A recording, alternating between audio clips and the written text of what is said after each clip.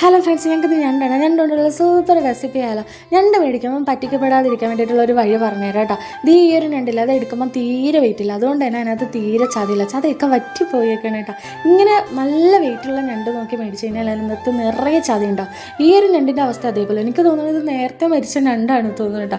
അപ്പോൾ ഞണ്ടൊക്കെ ഇതേപോലെ ക്ലീൻ ചെയ്തെടുത്തിട്ട് അതിലേക്ക് നമ്മൾ ചതച്ച പച്ചമുളക്, ചതച്ച വെളുത്തുള്ളി, ചതച്ച ഇഞ്ചി, പിന്നെ നമ്മൾ ചതച്ച ചെറിയ ഉള്ളിയില്ലേ അതും കൂടി ഇട്ട് കൊടുത്തിട്ട് ചതക്കേണ്ട കറിവേപ്പില ഇട്ട് കൊടുത്തിട്ട് നമ്മുടെ ഉപ്പ് ആവശ്യത്തിന്, കുരുമുളക് പൊടിയും മഞ്ഞൾപ്പൊടിയും കൂടി ഇട്ട് കൊടുത്ത് ആവശ്യത്തിനുള്ള വെള്ളം ഒഴിച്ചു കൊടുക്കണം കേട്ടോ.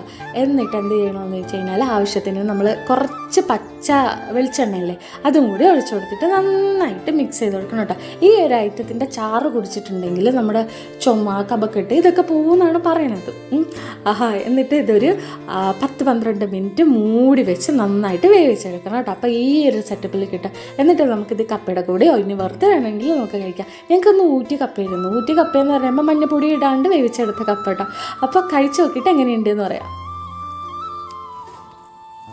ഒപ്പിക്കാൻ കുറച്ച് പാടൊന്നുമില്ല.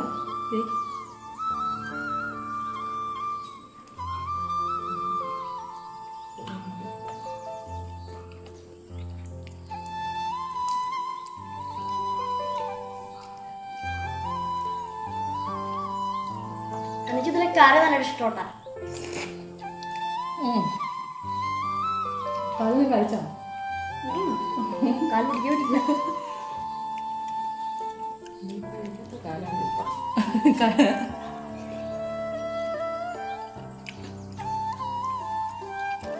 വേറെ സംഭവം കാണിച്ചാലേ,